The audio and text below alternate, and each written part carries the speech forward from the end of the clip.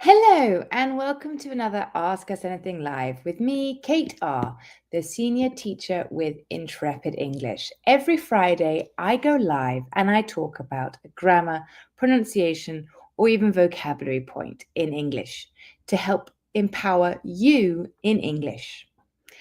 Be sure to like our videos and subscribe to our channel so that you get notified when either I go live or one of my amazing colleagues puts yet another video to help you with test preparation, vocabulary, or other grammar help.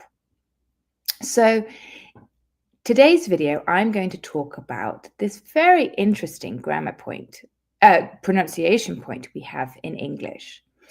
There are words that have two syllables in English and look exactly the same whether they are a noun or a verb. But the difference in pronunciation will determine if you are saying the verb or the noun.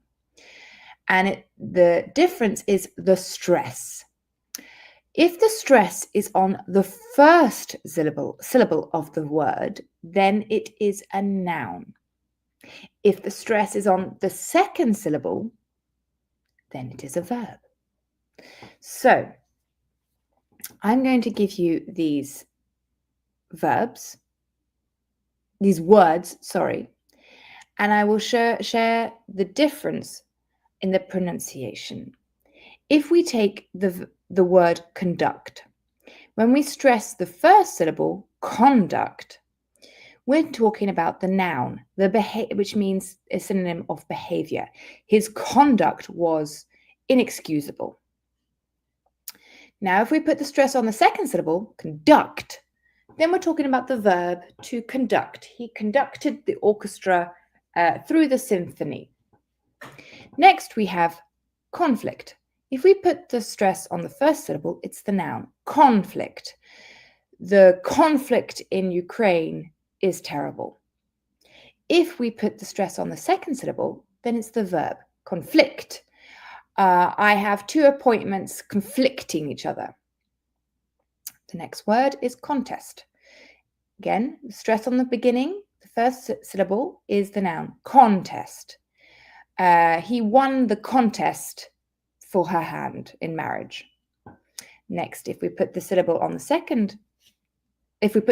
second syllable, contest, he contested his right to inherit the will, to inherit the wealth.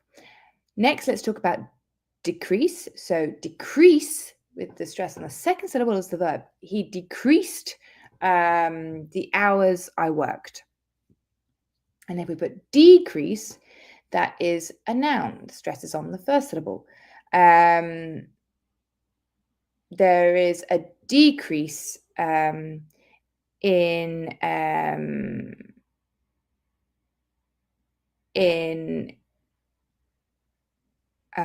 employees working with children, for example. Next, let's talk about increase. So increase, there is an increase in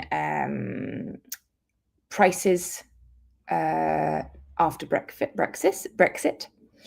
And so that would be a noun. Increase, he increased the hours that I worked.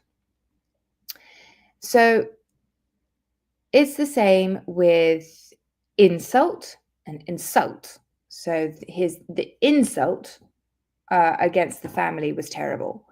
He insulted my family. Transfer, the transfer from the airport to the hotel went smoothly.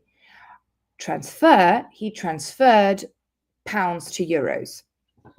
Then we've got permit. So I have a parking permit. And permit, that would be the verb. He permitted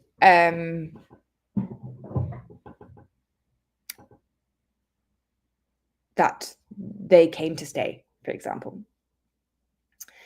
Next, we've got protest. So there was a protest in Paris yesterday.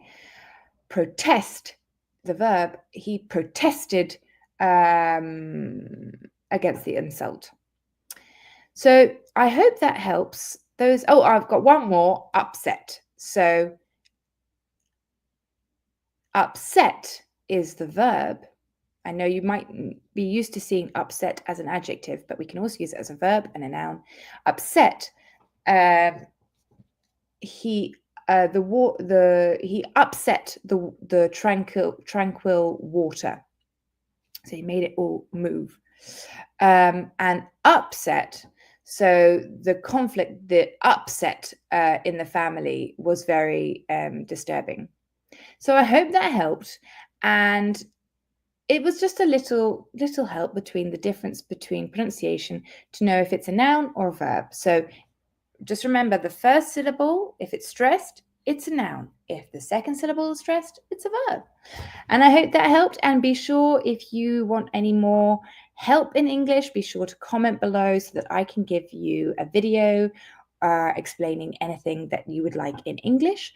Otherwise, if you would like a more personalized approach to improve your English, feel free to book a trial lesson with me, and I can then see how I can help you in English, or one of my amazing colleagues can help you with teaching private one-to-one lessons. In the meantime, I hope you have a wonderful weekend and see you next week for more. This time it will be on Christmas vocabulary. Hope you have a wonderful weekend. Bye now.